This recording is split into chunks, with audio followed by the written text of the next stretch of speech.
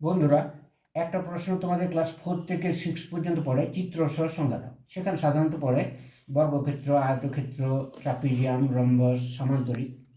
তো আজ যেটা শেখাবো সেটা হলো বিন্দু। বিন্দু কাকে বলে? যে জ্যামিতিক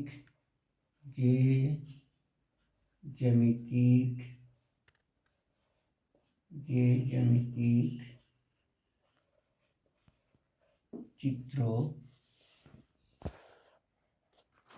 স্থানের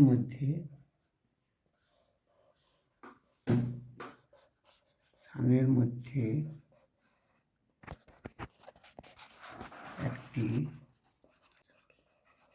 একটি অবস্থান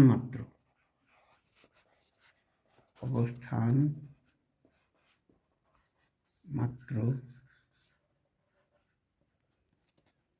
যার কোনো মাত্রা নেই।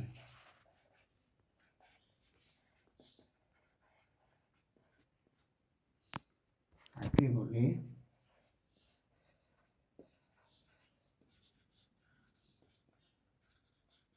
বিন্দু। এই মাত্রা জিনিসটা কি না, মাত্রা হলো দৈর্ঘ্য, প্রস্থ, উচ্চতা, এগুলো বলে মাত্রা। তো বিন্দুর কোনো মাত্রা নেই।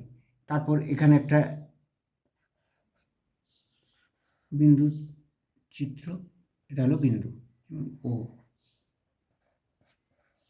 এখানটা লিখে দেবে চিত্র। এখানে আলাদা পয়েন্ট করে লিখবে চিত্রে ও একটি বিন্দু।